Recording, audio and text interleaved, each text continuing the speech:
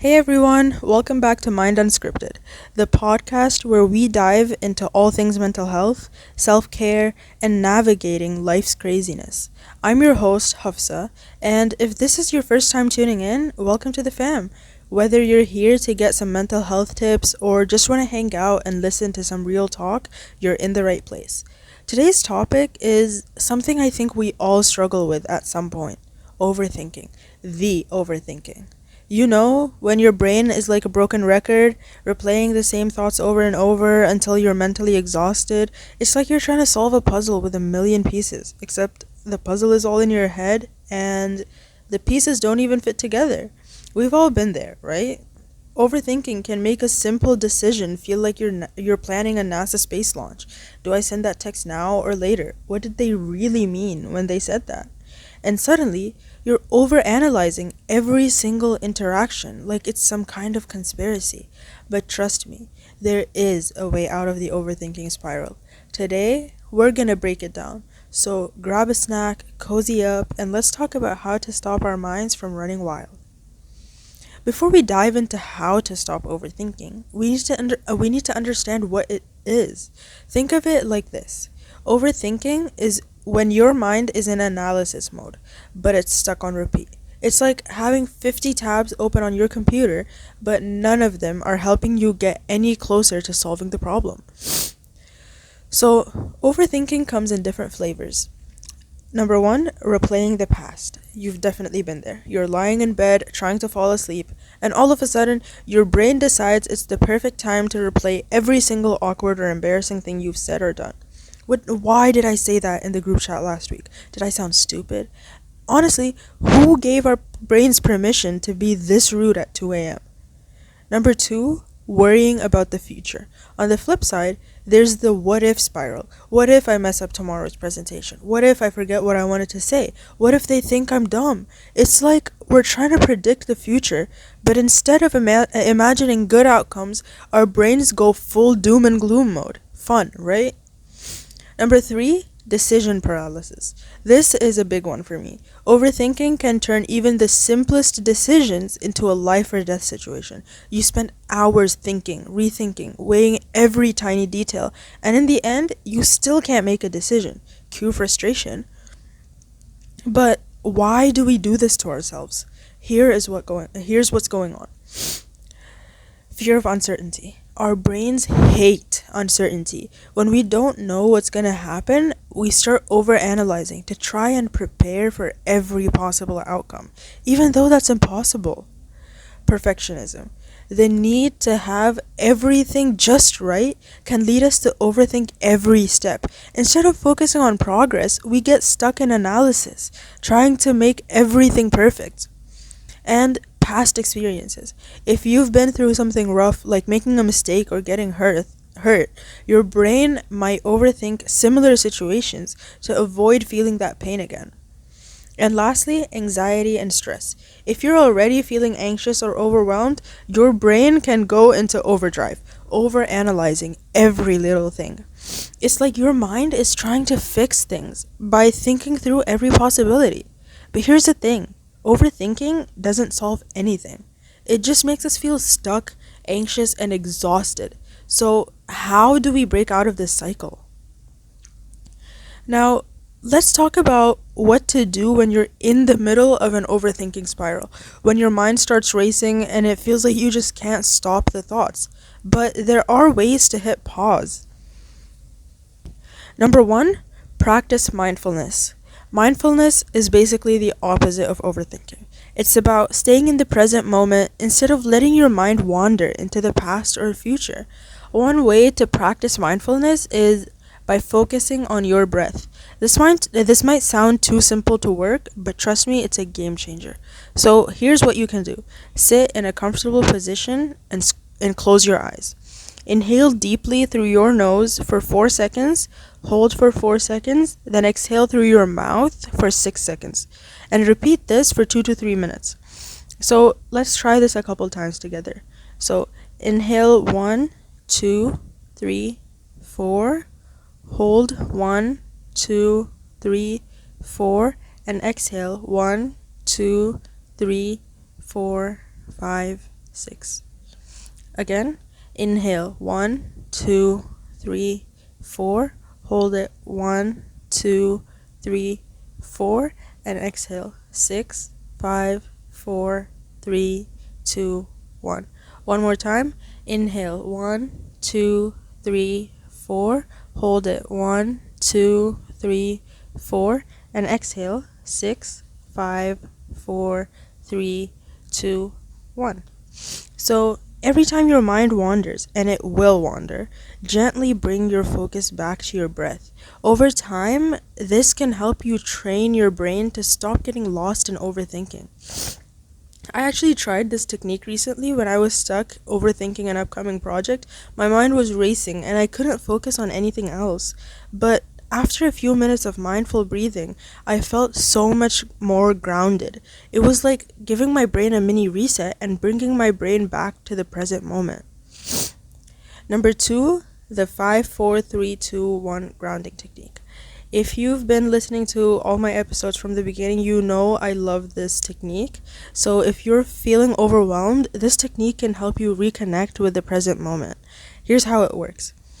Look around and name 5 things you can see. Touch 4 different things and notice how they feel. Listen for 3 different sounds.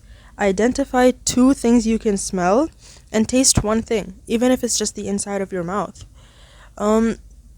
But the key to these techniques is to practice them beforehand so that when you're in the moment, you really don't have to think about it too much and you just immediately go into practicing these techniques. So let's practice it once together right now. So as I'm thinking and naming these 5-4-3-2-1 things, do it with me and name 5 things that you can see first. So 5 things I can see are my computer, my phone, the mirror, my lamp, and my blanket. I think that was 5. And touch 4 different things and notice how they feel. So I can touch my laptop. I can touch my sweater, it's soft. I can touch my desk. And I can touch my blanket. Now listen for 3 different sounds. So I can hear myself speaking. I can hear the traffic outside. I can also faintly hear my siblings watching TV. And 2 things I can smell.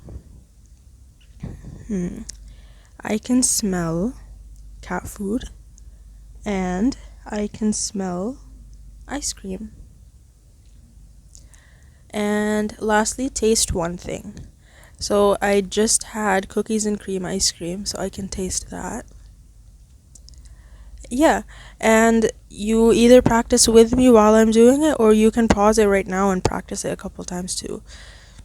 Because trust me, you don't want to be in the middle of a spiral trying to figure out what the 5 stood for and what the 4 stands for. Like, you want to practice these beforehand so you're able to, do it.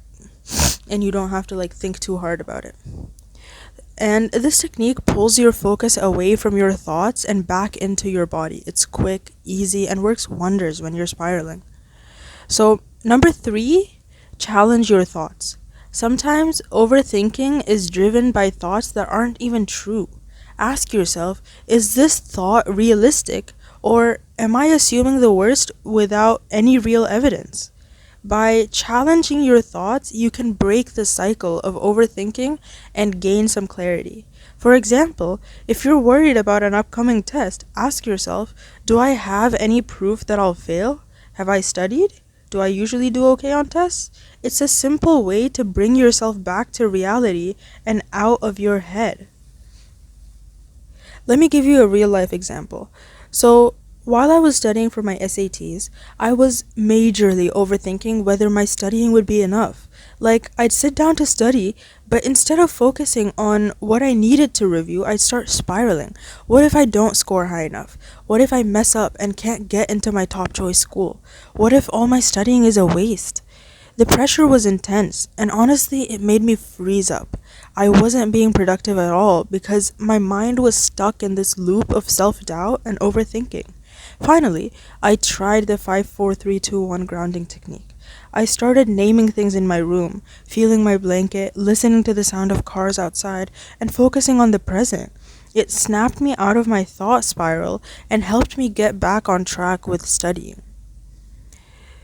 While the quick techniques we talked about are great for stopping overthinking in the moment, it's also just as important to build long term habits that help keep your overthinking in check. Number one, create a daily mindfulness routine. One way to prevent overthinking from taking over is by practicing mindfulness regularly. This could be as simple as taking 5 minutes every morning to focus on your breathing, or journaling at the end of the day. The more you practice mindfulness, the easier it'll be to catch yourself when your mind starts spiraling. Number two, set realistic expectations. Perfectionism is a huge trigger for overthinking.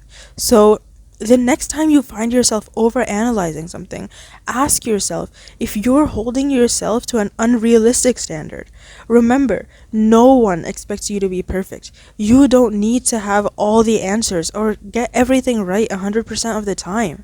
Set realistic goals and remind yourself that progress is more important than perfection. You don't have to be your own biggest enemy. Number three, give yourself a break. Sometimes we just need to give ourselves permission to stop thinking for a while. Overthinking can happen when we're burnt out, stressed, or pushing ourselves too hard. So take breaks, do things you enjoy, and give your mind a rest. For me, this often means going for a walk, hanging out with friends, or just reading a good book. Sometimes the best way to stop overthinking is to stop trying so hard to fix things and to just give your brain a break and stop trying to control everything. Now, let's talk about overthinking when it comes to relationships, because this one is tough. Whether it's friendships or even family, overthinking can totally take over. Have you ever sent a text and then spent the next 30 minutes analyzing the reply or lack of reply? Why are they taking so long to respond? Did I say something wrong? Are they mad at me? And then if they do reply, you analyze that too. What does that emoji mean? Are they being sarcastic? And just like that, you're spiraling. Overthinking in relationships often comes from insecurity or fear of rejection. But here's the thing, communication is key. Instead of overanalyzing every interaction, try being upfront. If you're worried about something, talk to the person directly instead of getting lost in your own thoughts. 9 times out of 10, you'll find that your worries were completely unfounded. Like, they probably weren't replying just because they were busy. Or they probably thought nothing about that emoji. Overthinking can feel like a never-ending cycle, but it doesn't have to control you. By understanding what's happening in your brain, practicing mindfulness, and challenging your thoughts, you can break free from the overthinking trap. Remember, it's not about never having anxious thoughts. It's about learning to manage them when they come up. And hey, if you ever feel like you're stuck in a loop, know that you're not alone. We all overthink sometimes. The key is to be gentle with yourself. Take a step back and remind yourself that you're doing your best. So, thank you so much for hanging out with me today. If you enjoyed this episode, don't forget to follow, share it with a friend who might find this helpful, or leave a comment. If you I'd love to hear your thoughts on this page. So, do you struggle with overthinking? What strategies work for you? Hit me up on Instagram or drop a comment. Let's keep the conversation going. Until next time, this is Hafsa signing off from Mind Unscripted. Take care of yourselves and remember, you've got this.